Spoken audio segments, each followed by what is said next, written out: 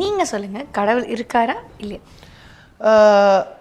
இப்போ வந்து இதுக்கு 2-3 விதமாக பதில் சொல்லலாம். நான் வந்து உடனே டென்ஷன் ஆகி கடவுள் இல்லையா, பார்த்த சாரதி இதோ திருவல்லிக்கேணியில் பார்க்கின்றீர்களே ஆஹா ஓஹோன்னுலாம் சொல்லலாம். கடவுளுங்கிறது ஒரு ஃபீலிங். அதை நம்ம கோவிலில் பார்த்த சாரதியாக பார்க்குறோம், திருப்பதியில் திருவேங்கடமுடையானா பார்க்குறோம். இப்போது கடவுள் இல்லைன்னு நம்பக்கூடியவருக்கு அது ஒரு கல் தான். நான் தப்பு சொல்ல மாட்டேன். ஏன்னா கல்லை கண்டால் அந்த கல்லாக நீங்கள் பார்த்து விட்டால் அதில் இருக்கக்கூடிய நாயகன் உங்கள் கண்ணுக்குள்ளே தெரிய மாட்டார். நீங்கள் அவரை நாயகனாக பார்த்துட்டிங்களான்னு அது உங்களுக்கு கல்லாக தெரியாது. கல்லை கண்டால் நாயகனை காணோம், நாயகனை கண்டால் கல்லை காணோம். அந்த நாயகனில் காவை எடுத்துட்டா நாயின்னு வந்துருந்தோம். அதனால தான் தமிழில் கல்லை கண்டா நாயை காணும், நாயை கண்டா கல்லை காணும்.